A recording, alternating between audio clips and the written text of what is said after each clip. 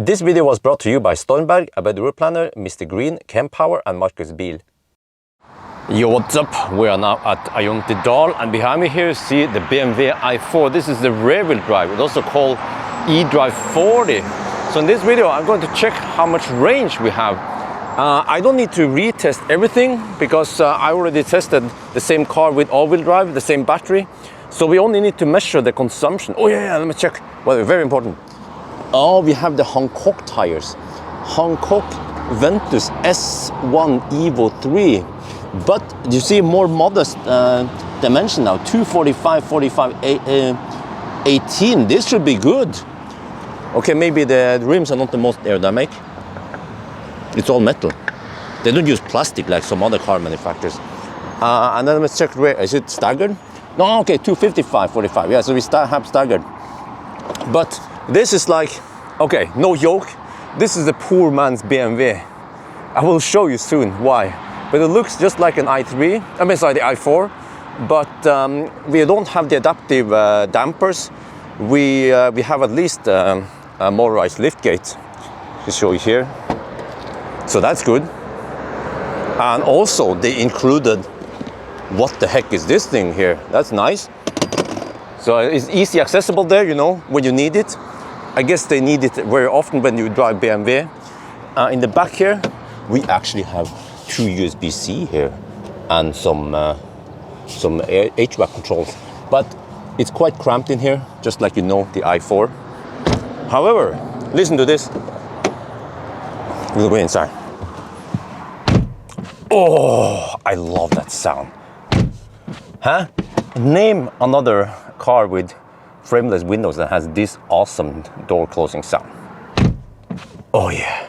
But I had to show you something. I mentioned this is poor man's BMW i4. Look, we have manual seat adjustment. What? Really? And this is, well, at least the seats are nice. Yeah, all manual adjustments here. So well, there's a little bit here. I think that's the lumbar support. But at least we have head-up display. But I think that's pretty much where it ends, because we don't even have auto lane change. At least we have the screen here. So, all right. So the plan now is to do 90 tests. No, 120 tests. Let's hurry now because it's 1 in the afternoon. So we're going to just drive a short stretch to the north. Wait, come on. Didn't I press it? Oh, the lag. I forgot the legacy Automaker lag. Yeah. Okay. Didn't I? Oh, the lag. Oh, okay. All right. So anyway, we're going there and then back again. And that's going to be a 6, no, I don't remember how long it was. But yeah, we're going to test that first. Let's check the consumption. So we have to reset everything. I'm going to go here. And then, well, I'm just topping up now. So you can see here that we are charging at, how much is this? Ich weiß nicht. Because that one is 210 kilowatt. The max, this is, will you guys guess? Okay. Try to guess and then comment in the video how many kilowatt it is. I'm going to show you how many kilowatt it is. If I can read the freaking screen. There, 48 kilowatt. Okay, let's reset and off we go. We're on the move now. So we actually have to cruise at 125 kilometers per hour to match the 120. Well, I guess it could just be the wheel configuration that, yeah. But we have nice weather today, 19 degrees Celsius, not too hot, but I guess that's fine. Let's check out the wind eventually. But usually when I do the high-speed test, I will not stop and check the weight because I don't want it to affect the test too much into the short stretch. But then afterwards, we'll do the full lap to Rudshøgna in the 90 test, and then we can check the weight. So I also want to know how heavy this one is. I guess the somewhat close competitor would be Model 3 SR Plus, right? In terms of range and, well, maybe not price, because I think the SR Plus is cheaper, even though you get more equipment as standard, like autopilot.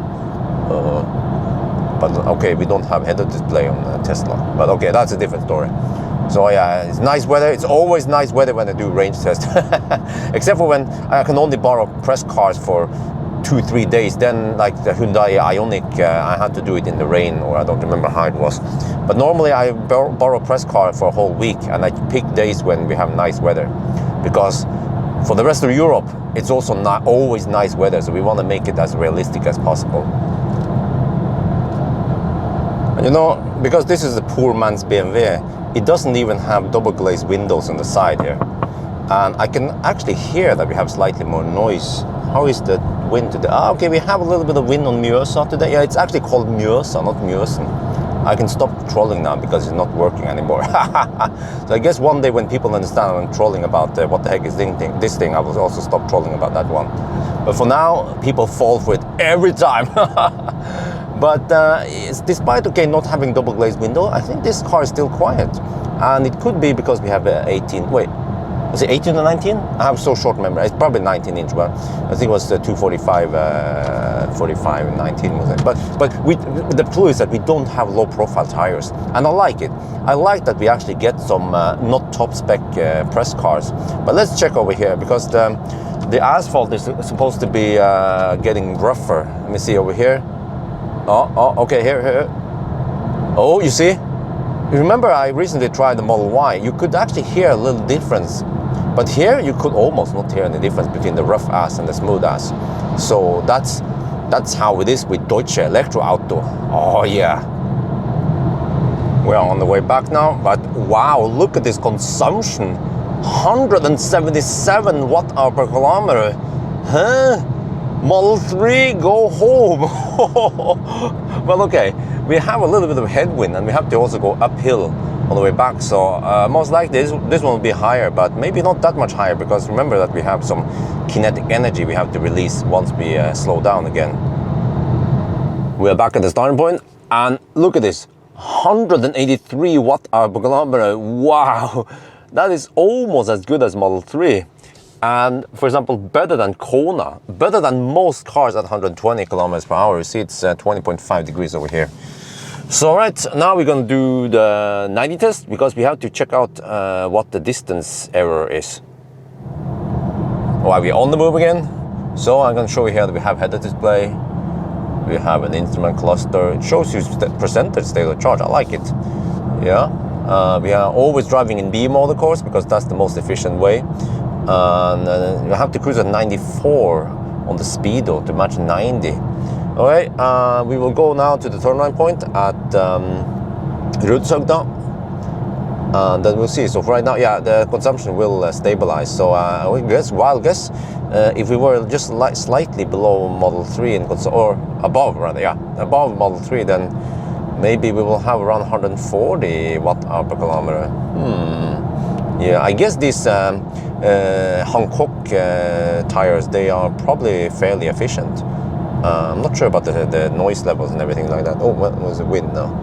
But yeah, we're gonna test out also in another video, braking, acceleration, and noise levels. Oh, but yeah, I'm gonna show you something here. Okay. You see? Oh, okay, this one is not too rough, but I went on the rumble zone, and you can barely feel the rumbling on this car. It's just very nice and comfy. You know, it feels closer to a Mercedes than a typical BMW, actually. Okay, let's check the weight. The scale is nicht kaputt today. Alles gut. Front axle, oh, 980. The whole car, oh, sorry for that. Wow, what the heck? 200 kilos less than i4 M50. Very good indeed. The slow clap.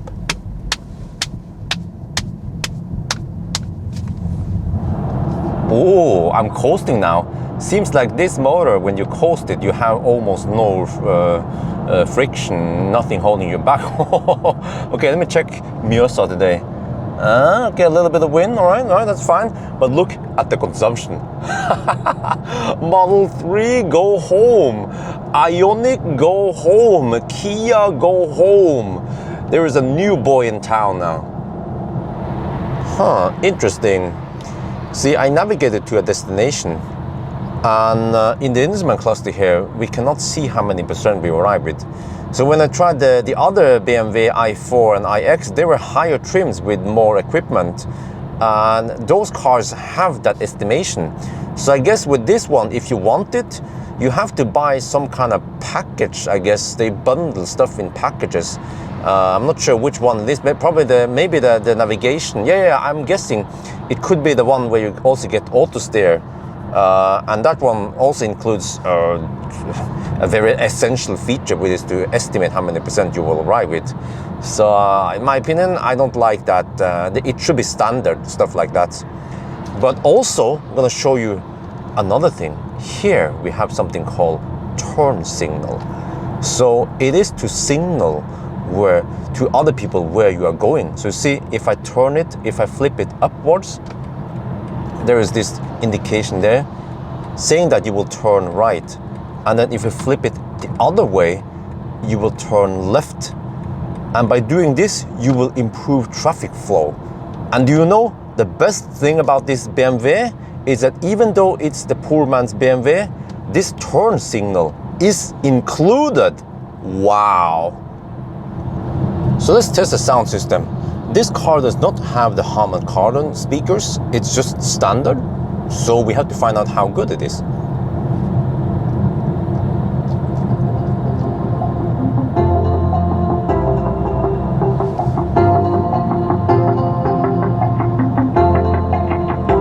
Sounds nice. Let's try bass. Okay, not so punchy bass like the iX with the Harman Kardon. Still quite legit, yes. Next song.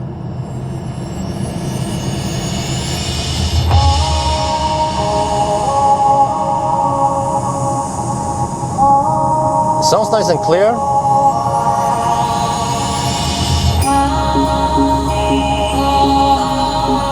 Wow, nice and crisp. I'm impressed with the standard system also. Enough bass. Yeah, it's good. This is good stuff, man. Let's skip a little bit here.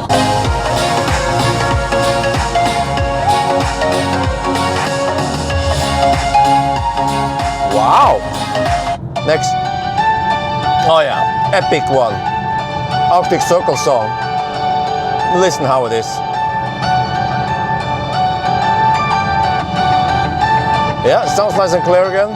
The reason why I have to play these songs and not some other classic songs is that they are copyrighted, so I have to use non-copyright. I have the rights on these songs. Listen to the bass here.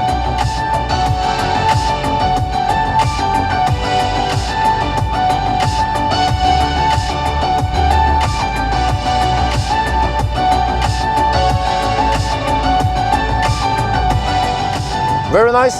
The bass, the deep ones, they sound linear. I don't hear any weird peaks when the bass goes in different tones. Okay, next song. Oh wait, accidentally muted.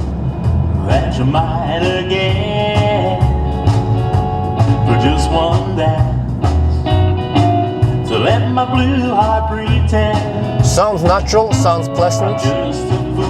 I like it. Man, this is very impressive. What's up with this song? I don't remember. Let's skip it. Well, listen to this one. Yes, we have a bass here. Not so deep bass, but it usually triggers rattling in the doors. So we're gonna try now. It comes soon.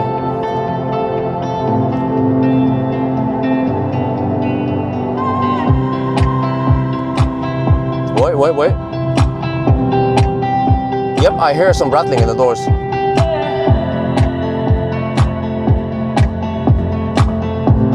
Yep. You see, every sound system can't be perfect, especially if it's okay, that was the last one in the test. So alright, so I have a little test folder. This is uncompressed file on the USB stick. So if I will rate this system, it does it very well. The bass though lacks that extra punch, but it was nice and clear. And also there was a little bit of rattling in the door, so I think I will give it 7.7 out of 10. Very good. Oh shit, I don't have auto steer. All right. Well, we're gonna try some coasting. It's actually raining a little bit over here, so I have to speed up a bit. The truck is of course picking up speed now. He's also coasting downhill. So let me see. At one point I have to, okay, let's go. Neutral has been engaged. This is kind of tricky. You know, it's always hard to reproduce the same result every time and every day, every time we try the range test. So it's more like a fun test. See what we can achieve here. So we're picking up speed. We have some cars behind. That's also an issue. Just hope they go fast. No, they don't. Okay, come on. You see, now we have a car right next to me. So then he goes there. Okay, now I have to brake. I have to regen a little bit. And we also have wet roads here. So this is, okay. Not always comparable with the other results. So, unfortunately, that's just how it is. We can at least see now if we just coast down to 90 kilometers per hour again, see how long it takes. But this test is kind of messed up already because of the wet roads and the kind of slow pokes in the left lane, including me, you see. So now I have to go over here since my speed has dropped that much. We'll see again how far we can go, despite despite all the disadvantages. Yeah, wet road minus a lot. Also the braking I had to do minus some. So can we actually go further than the other cars though? Huh? I get the feeling we can, because this is a Taycan. I'm just kidding, but because I feel like the drivetrain here is very efficient. I've seen indications that BMW's drivetrain seems to be very efficient. Okay, there. Okay, here. Okay, I kind of need to bail. Okay, I went over here, all right. But I think in more ideal conditions, I will be able to go further down, maybe almost to the exit here. Okay, this is not optimal. We've been driving on wet road now for about 20 kilometers, and if the test stretch we do is 180 kilometers, then that's actually more than 10% of the stretch. So I'll figure out something. But you see, as a result of that, the consumption went up. It was nice and low. So, but fortunately though, for this car, since it has relatively narrow tires, then it's not that much affected by the wet roads. But I might actually drive a little bit extra to kind of even out this disadvantage. Yeah, you see already here it's dry, so that was just a very local rainfall. So I just tried to document everything here during this test. Ah shit, we have more rain here. So okay, so to correct for this, I decided to draft behind a caravan. So you see I go kind of slow now. And yeah, it's only 13 degrees Celsius. It was nice and warm 20 degrees earlier. So I must have misread the weather forecast. So I'm trying to apply some correction here so that we can count this as kind of like dry road all the way. So see, the consumption is dropping now, so that's good. So we'll see. I might draft behind this caravan until maybe the uphill after Hamar, which is in around 5 more kilometers. I think that's good enough correction. So it can it can never be 100% correct, these tests we do anyway, because of some variations. All right, finally it's getting dry here. So I actually drafted far enough. I drafted as far as it was wet on the road pretty much. So the consumption is 135 now, as expected, because we went uphill and also because we have some headwind. So yes, as soon as it's clear behind, I will overtake this caravan, because I've been cruising at 86 now. So, right, I think this is good enough. You guys agree, right? Are we fair? Are we being fair? Yes, I think so. We're at Minnesota, and wow, okay. So the wind has calmed down. Almost no wind here. Look at that consumption. I just have to wait until the final, everything calculated. But this is looking really, really good. All right, so yeah, we have 20 kilometers left to Dal, but you see we have to go a little bit uphill now. So this is the final, final countdown, I was about to say. We are back at the Dal now, charging up. So Wow, the result is just amazing, simply amazing. This car is very efficient, and today I believe was not even the best driving condition. Maybe it could be even one notch better, but this car has the efficiency of the Model 3, and it's even 200 kilograms heavier than Model 3. But you know, I claim this for a while now, that I think weight does not matter too much as long as we drive like we do today on fairly flat surface and with constant speed. But as long as the drivetrain is efficient, and I have very strong indication that the drivetrain in this BMW i4 is very efficient, and that's why it's not being affected much with extra weight. And this, I mean, why is this relevant? Well, it means that if you load up the car with passenger and cargo, you will probably get very close to this efficiency. Maybe it goes up a little bit, but then when you have not so efficient drivetrain, then when you load up the car with more cargo, then you will feel more of how it is. And I feel like, for example, some of the thirsty cars like e-tron or the Polestar 2 all-wheel drive, they seem to be more affected by this. And also when the terrain goes up and down, then the consumption also goes up. But with this one, it's like the new Bavarian Ninja. So it can actually match Tesla in range and in efficiency. So I don't know what else to say. And also I did one calculation. This car supposedly can do 1,000 kilometer challenge in 9.5 hours because it is so efficient, even at high speed. Well, high speed, yes, I need Germans here. And because it also charges fairly fast. So we're gonna see, I guess, in a couple of days when I do the 1,000 kilometer challenge, if my predictions are correct. But overall, I have to say this car is very, very efficient, very impressive. I like efficient cars, I'm not gonna lie. I feel like it's lacking some features like autosteer. You have to pay extra for it. I haven't tried to spec it up, but I suspect that, okay, it was a joke about the poor man's BMW, but it's gonna be slightly more expensive, but still affordable for many people, I think. And you don't maybe need all-wheel drive. You don't need the M50. You can go for this one. Yes. Unfortunately, when I had the M50, it was winter and the consumption was higher. So I guess I'll see if this car is very popular, then maybe I should get M50 during summer and test it again. So yeah, as long as I get enough views, then I will do it, of course. That's what I'm living for anyway. So what else should I say about the BMW? It's, you know, when I'm just cruising, it feels more or less like the M50 in terms of comfort and all that. Maybe except for that I didn't have autosteer, but other than that, you know, you still have that BMW feel, even in this one, in the poor man's BMW. So I think that's going to be it for now. I hope you guys enjoyed this video. As always, thank you for watching, and talk to you later.